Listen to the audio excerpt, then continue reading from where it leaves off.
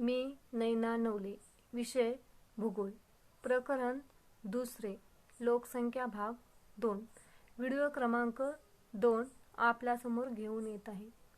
Video क्रमांक 1 मध्ये आपण दुसऱ्या प्रकरणातील लोकसंख्येचे मनोरे व लोकसंख्येच्या घटकातील वयोरचना व लिंगरचना हे 2 उपघटक पाहिले आहेत. आज आपण लोकसंख्या भाग 2 मधील लोकसंख्या लाभांश व साक्षरता आणि शिक्षण हे आज पाहणार आहोत. मग आपण लोकसंख्या लाभांश हे पाहू. यामध्ये आपल्या पाठ्यपुस्तकात एक तक्ता दिला आहे. 2.1 भारत लोकसंख्येचा लाभांश असा त्या तक्त्याचं नाव आहे.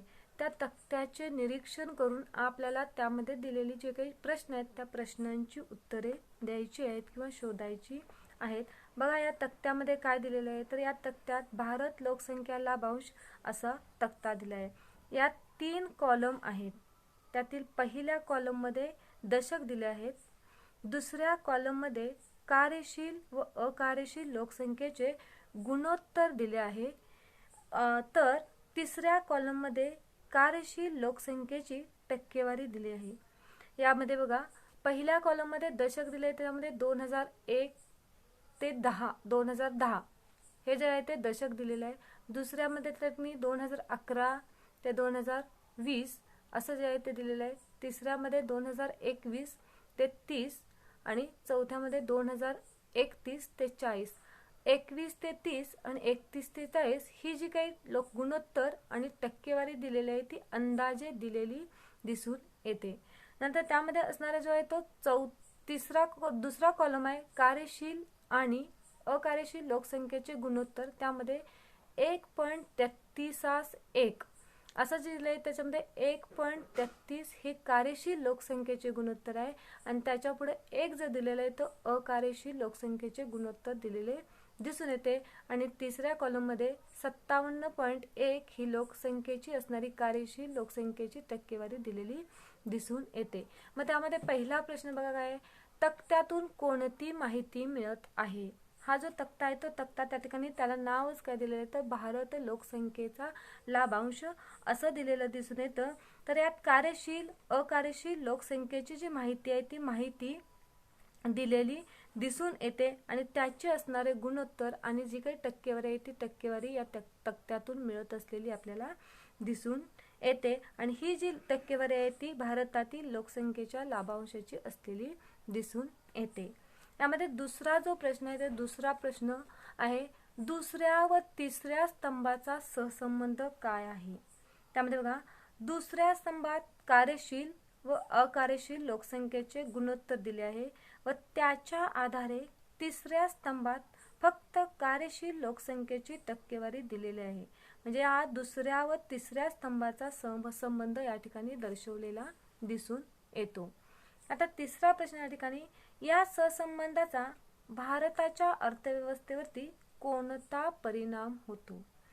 यात तक्त्यात पाहिले तर कार्यशील व अकार्यशील लोकसंख्येचे गुणोत्तर पाहिले तर भारतात कार्यशील लोकसंख्येचे प्रमाण जास्त आहे. ते आपल्याला तिसऱ्या स्तंभात सांगता येईल की त्यामध्ये बघा कार्यशील लोकसंख्येची टक्केवारी पाहिली तर 2001 ते 10 मध्ये 57.1, नंतर 2011 ते 20 मध्ये 60.5, नंतर 2021 ते 30 पर्यंत मध्ये अंदाजे 64.4 आणि 2031 ते 40 मध्ये 63.2 असे हे अंदाजे दिलेले आहे. परंतु त्या ठिकाणी सुरुवातीपासून नंतर जे आहे ते त्याठिकाणी जे काही प्रमाण आहे ते प्रमाण वाढलेले दिसून येते. म्हणजे नंतरच्या दशकात ती जी वाढ आहे ती वाढ हळूहळू झालेली दिसून येते. म्हणजे कार्यशील लोकसंख्या वाढली तर मनुष्यबळाची उपलब्धता होणार आहे व त्याचा फायदा देशाच्या अर्थव्यवस्थेला होणार आहे. भारत हा विकसित देश म्हणून गणला जाऊ शकतो. म्हणजे या जो भारताच्या अर्थव्यवस्थेवरती त्याचा परिणाम झालेला दिसून येऊ शकतो. आता चौथा प्रश्न आहे बघा, उपरोक्त म्हणजेच वरील प्रमाण पुढील दशकात कमी झाल्यास काय होईल. जर या ठिकाणी बघा जर कार्यशील लोकसंख्येचे प्रमाण कमी झाले तर मनुष्यबळ कमी होईल आणि अकार्यशील लोकसंख्येचे प्रमाण कमी झाले तर मनुष्यबळाची उपलब्धता होईल.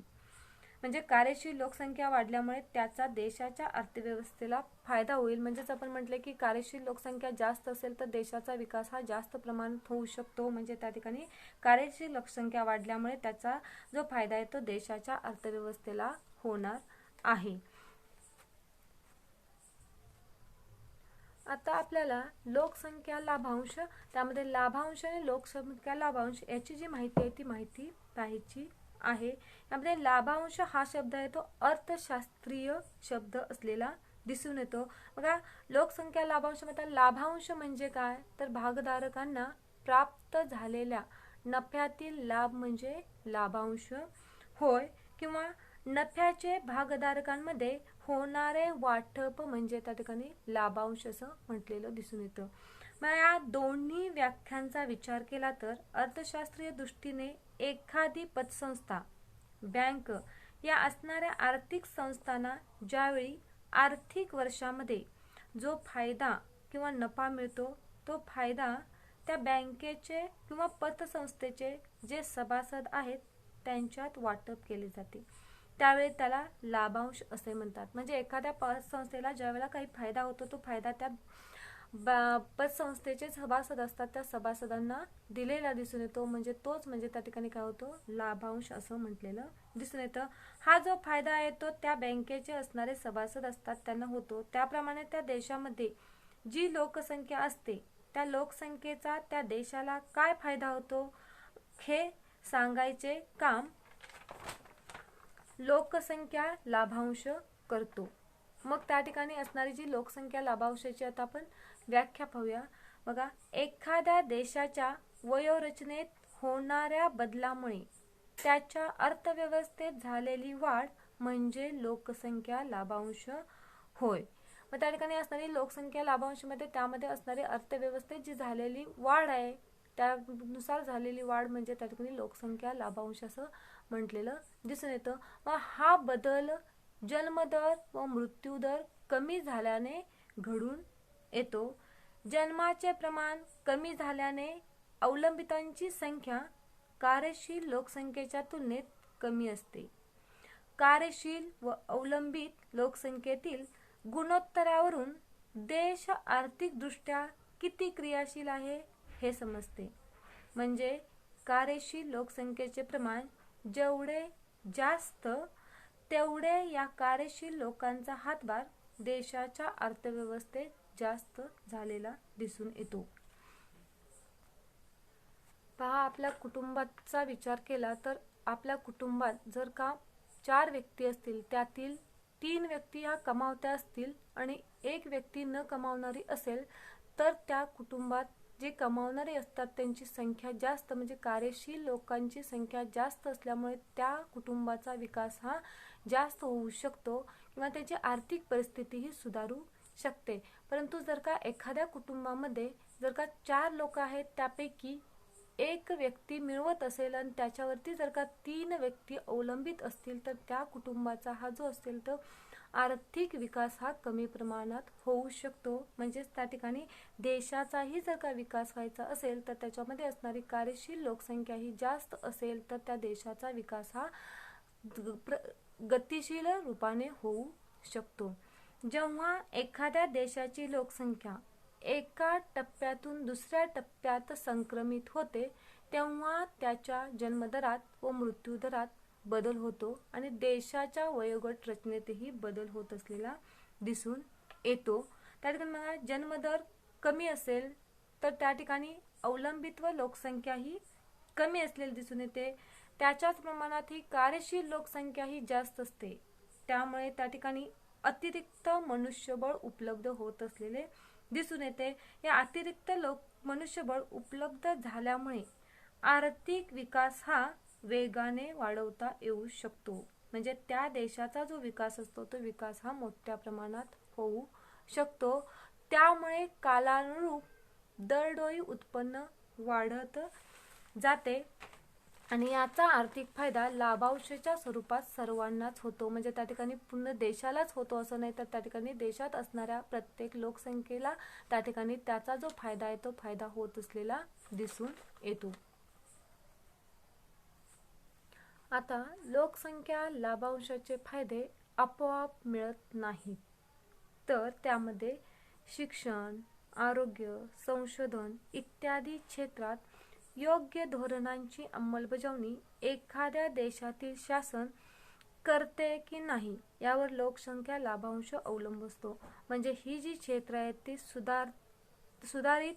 सुधारतील तेव्हा या देशाच्या लोकसंख्या लाभांशाचा फायदा हा त्या ठिकाणी होऊ शकतो. म्हणजे त्या ठिकाणी असणारे जे सरकार आहे ते सरकार त्या असणाऱ्या क्षेत्राचा किती प्रमाणात त्या ठिकाणी उपयोग किंवा योग्य धोरणांची अंमलबजावणी करते का नाही यावरती त्या लोकसंख्येचा लाभांश अवलंबून असलेला दिसून येतो. मग त्या ठिकाणी शैक्षणिक पातळी, रोजगार, गर्भधारणेची वारंवारता, कर संदर्भातील प्रोत्साहन, आरोग्यविषयक योजना, निवृत्ती वेतन, निवृत्तीविषयक धोरणे व आर्थिक धोरणे यावर ते अवलंबून असलेले दिसून येते. म्हणजे या ठिकाणी लोकसंख्येच्या लाभांशाचा फायदा त्या ठिकाणी मिळण्यासाठी या ठिकाणी जी काही धोरणे आहेत ती धोरणं त्या ठिकाणी अवलंबून असलेली दिसून येतात. मग एखाद्या देशात लोकसंख्या लाभांश मिळतो किंवा कसे हे त्या ठिकाणी बघा खालील प्रमाणे दिलेले दिसून येतात. त्या ठिकाणी पहिला आहे वैयक्तिक बचत वाढते व ती अर्थव्यवस्थेत चालना देऊ शकते. ज्या वेळेला वैयक्तिक बचत वाढते म्हणजे त्या ठिकाणी जर लाभांश वाढला तर व्यक्ती बचत करतात. बचत वाढली की आपण पैसे बँकेत ठेवतो व तेच पैसे शासनाला वापरायला मिळते. त्यामुळे अर्थव्यवस्थेला चालना मिळते. म्हणजे एकूणच अर्थव्यवस्थेत त्याची चालना मिळाल्यामुळे त्या अर्थव्यवस्थेला त्याचा फायदा झालेला दिसून येतो. 2. मुलांची संख्या कमी असल्यामुळे पालक त्यांच्या शिक्षणाकडे लक्ष देतात. अशा प्रकारे मानवी भांडवल तयार होते. पूर्वी मुलांची संख्या जास्त असायची त्यामुळे कोणाचेही पूर्ण शिक्षण व्हायचे नाही. पण सध्याचा विचार केला तर या लाभांशाचा फायदा करून घ्यायचा असेल तर सध्या मुलांची संख्या कमी आहे, तर त्यामुळे पालकांचा मुलांच्या शिक्षणाकडे वैयक्तिकरित्या लक्ष द्यायचं प्रमाण वाढलेलं दिसून येतं आणि त्यातून या मुलांना योग्य व चांगले शिक्षण दिल्यामुळे भारतात सध्या मानवी साधनसंपत्ती जास्त प्रमाणात निर्माण होत आहे, ज्यांना आपण कुशल कामगार म्हणतो.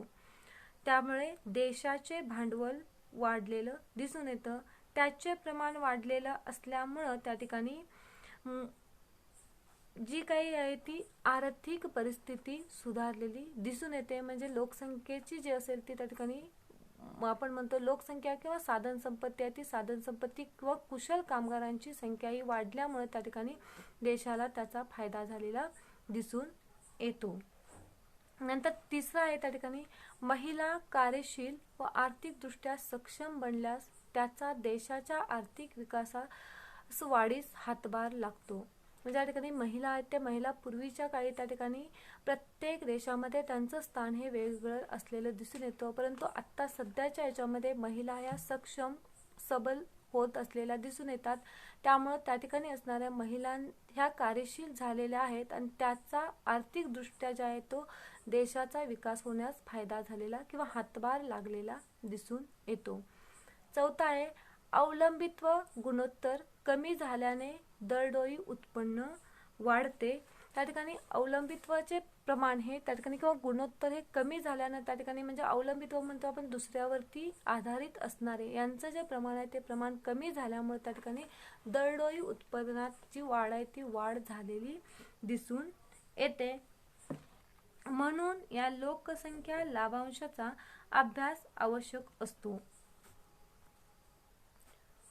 पुढे तुम्हाला एक तक्ता दिलेला आहे आणि त्यावरती काही प्रश्न विचारलेले आहेत. या तक्त्यामध्ये बघा देश आणि त्या ठिकाणी सेवानिवृत्ती वयाबाबत सुधारणांची अंमलबजावणी किंवा विचारधीनता म्हणजे त्या देशामध्ये असणारे सेवानिवृत्तीचे वय आहे ते वय त्या ठिकाणी वाढवलेली आहे किंवा सुधारलेले आहे. त्याचा जो आहे तो त्याची जी माहिती आहे ती माहिती दिलेली आहे. या देशांच्या ह्याच्यात जर्मनी, अमेरिकेची संयुक्त संस्थाने, युनायटेड किंगडम, ऑस्ट्रेलिया, चीन, जपान आणि भारत या देशांची जी आहे ती सेवानिवृत्ती वयाबाबत सुधारणांची अंमलबजावणी केलेली आहे ती वर्षामध्ये दिलेली दिसून येते. यामध्ये तुम्हाला जे प्रश्न आहेत ते प्रश्न त्या ठिकाणी दिलेले आहेत. त्यामध्ये पहिला प्रश्न आहे बघा, त्या जो काही माहिती दिली आहे त्या माहितीचं निरीक्षण करून तुम्हाला त्या प्रश्नांची उत्तर आहे ती उत्तरं शोधायची आहेत. त्यातील पहिला प्रश्न आहे बघा, वरील तक्ता काय दर्शवतो. या ठिकाणी जो दिलेला तक्ता आहे तो तक्ता त्या ठिकाणी तुम्हाला काय दर्शवतो. तर बघा, आर्थिक निकषावरती लोकसंख्या वैशिष्ट्ये स्पष्ट करत असताना त्या ठिकाणी त्याच्या देशाच्या आर्थिक विकासावर होणारा परिणाम स्पष्ट करण्याचा प्रयत्न येथे केला आहे. आणि सेवानिवृत्तीच्या वयाच्या बाबतीत जे वेगवेगळ्या देशांचे निर्णय आहेत ते या ठिकाणी दर्शवलेले आहेत. म्हणजे आत्ता असणारे निवृत्तीचे वय आणि पुढील काळात त्या ठिकाणी ते किती प्रमाणात वाढवले जाईल याचा जो अंदाज आहे तो अंदाज या ठिकाणी दिलेला दिसून येतो. दुसरा प्रश्न आहे बघा, विकसित आणि विकसनशील असे या देशांचे वर्गीकरण करा. याच्यामध्ये तुम्हाला जे काही देश दिलेले आहेत त्या देशांमध्ये विकसनशील कुठले आणि विकसित देश कुठले याचं जे वर्गीकरण आहे ते वर्गीकरण करायचं आहे. त्याप्रमाणे तुम्ही पहिल्या प्रश्नाचे ज्याप्रमाणे उत्तर दिले त्याप्रमाणे या ठिकाणी असणाऱ्या सगळ्या प्रश्नांची जी उत्तर आहे ते उत्तर तुम्हाला शोधायची आहेत. बघा, तिसरा प्रश्न आहे, या देशांमध्ये सेवानिवृत्तीचे वय वाढवण्यामागची कारणे कोणती असू शकतात. म्हणजे जे काही आत्ता जे सेवानिवृत्तीचं वय आहे ते पुढं वाढवलं जाईल त्याची कारणं काय असतील ते तुम्हाला याच्यामध्ये शोधायची आहेत. चौथा आहे, सेवानिवृत्तीच्या वयातील वाढीचा संबंधित देशाच्या अर्थव्यवस्थेवर काय परिणाम होईल. नंतर पाचवा प्रश्न आहे, चीन 2045 पर्यंत सेवानिवृत्तीचे वय वाढवण्यावर का विचार करत असेल. सहावा प्रश्न आहे, विकसित देशातील ही उदाहरणे विचारात घेतल्यास भारताने सेवानिवृत्तीच्या वयात वाढ करणे आवश्यक आहे का याबद्दल तुमचे मत व्यक्त करायचे. म्हणजे प्रत्येकाचं जे मत आहे ते मत तुम्ही त्या ठिकाणी व्यक्त करायचं आहे. नंतर सातवा आहे, वयोरचना, आयुर्मान आणि देशाची आर्थिक स्थिती यांच्या सहसंबंधाबद्दल निष्कर्षात्मक टीप लिहा. त्या ठिकाणी असणारी जी टीप आहे ती टीप तुम्ही लिहायची आहे. म्हणजे या ठिकाणी दिलेला जो काही दिलेली जी काही माहिती आहे त्या माहितीवरून तुम्हाला या प्रश्नांची आहेत ती उत्तरं शोधायची आहेत. पुढे या ठिकाणी आपल्याला जे काही सेवानिवृत्तीचे वय दिलेले आहे त्या वयानुसार जे काही असेल ते भौगोलिक जे काही स्पष्टीकरण या तक्त्याचे दिलेले आहे. त्यामध्ये बघा, तक्त्यात दाखवल्याप्रमाणे हे देश सेवानिवृत्तीच्या वयात वाढ करत आहेत किंवा करण्याचा विचार करत आहेत.